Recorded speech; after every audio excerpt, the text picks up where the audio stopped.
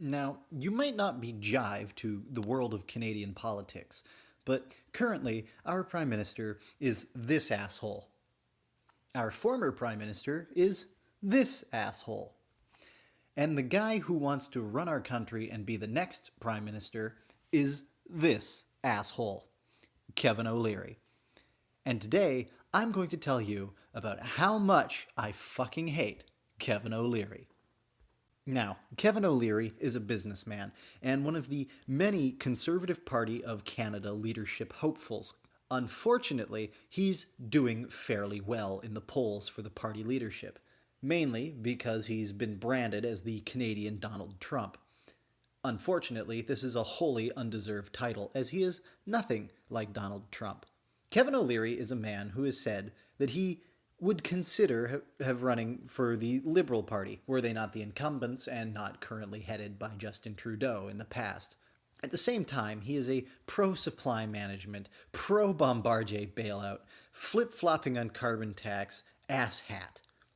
Now, I could get into policy and the things I disagree with that he's said on economics and all that shit, but really, this is more about the principle that he's running for a conservative leadership position. Amongst all the conservative leadership hopefuls, he has to be the least conservative of the bunch. And I mean, that's saying something, considering we've got that Chong fellow running. Kevin O'Leary is a blight on the Conservative Party of Canada. And if he wins the Conservative Party leadership and takes the Prime Minister's office, my country will be screwed and right up shit creek without a paddle. The biggest issue I can level with Kevin O'Leary is his seemingly lacking interest in Canada as a country. It seems to be more of a business interest. He's not so much cared in the country because he wants us to do well on a world stage or he wants to improve our economy. He cares because he wants to improve his company's bottom line. That's why he's running. He doesn't want to fix the Canadian economy. He wants to fix the Canadian economy for his business so that he can make more money. Out of all of the Canadian Conservative Party leadership hopefuls, he is the least conservative. In fact, he donated to the Democrat Party of the United States. Yeah, that's right. The same party that thought Hillary Clinton was a good choice for president. Kevin O'Leary also said he would consider running for the Liberal Party. The only reason he's not running for the Liberal Party is because the Liberals are the incumbents and they're currently led by Justin Trudeau. And they seem to be pretty content with Trudeau's leadership so far. But my biggest issue with Kevin O'Leary is simply his lack of Canadian patriotism.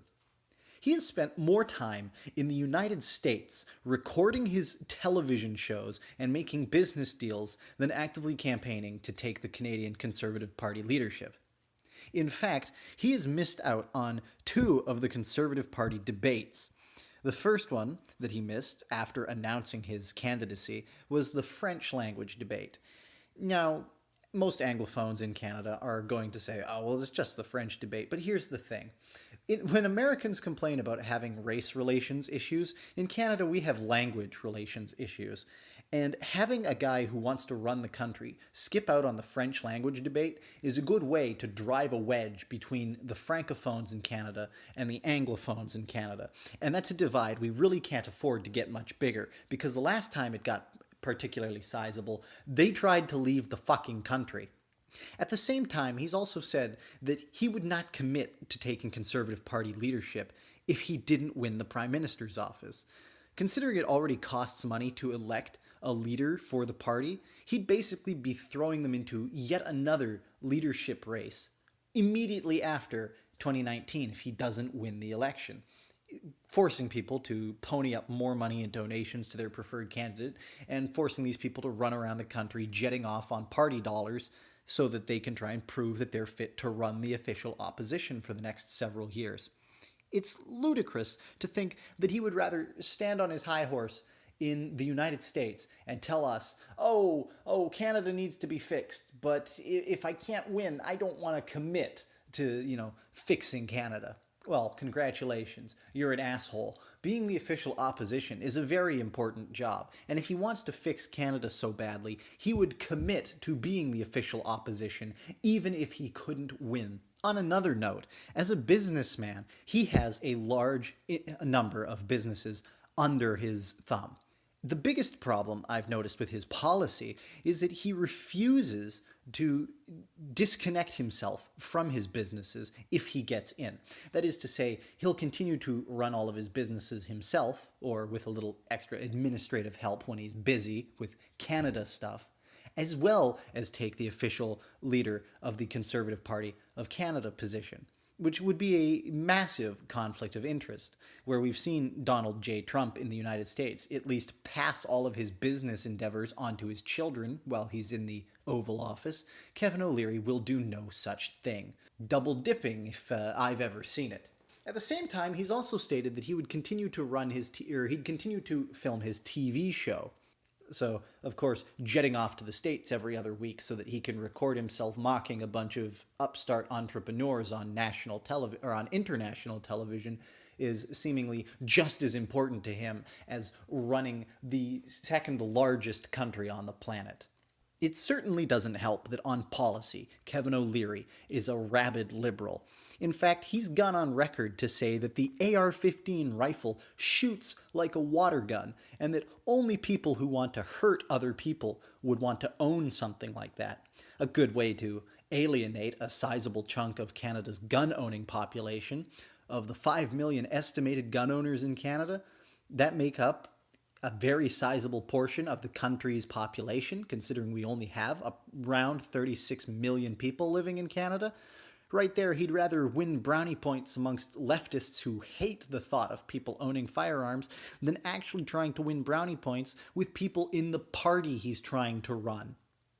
At the same time, he's pro-supply management, meaning that a small group of elites get to dictate how much how much dairy product gets to be sold, or how much maple syrup can be sold. That's right, we have a maple syrup supply management cartel in this country. It's the reason why maple syrup in Canada is still 20 bucks a bottle, despite the fact that we export shit tons of it all around the world.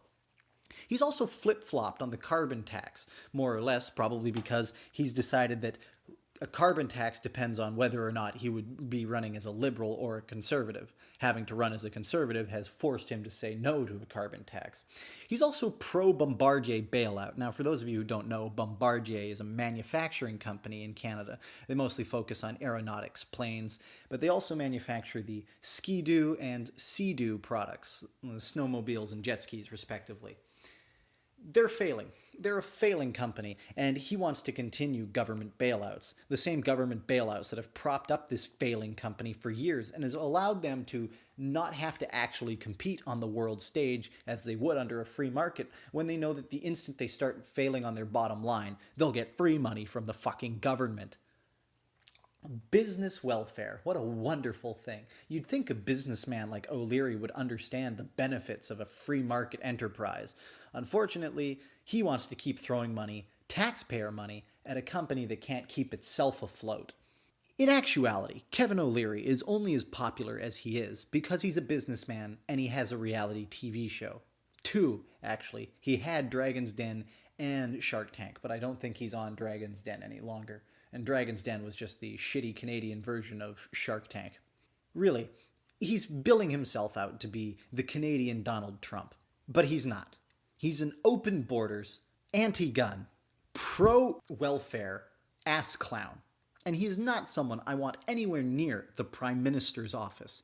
I would take any other one of the Conservative Party leadership hopefuls over Kevin O'Leary. Fuck Kevin O'Leary. It's not just he and she anymore, there's Z and all the rest of it. You're a Quebecer. What is Z en français? Doesn't exist.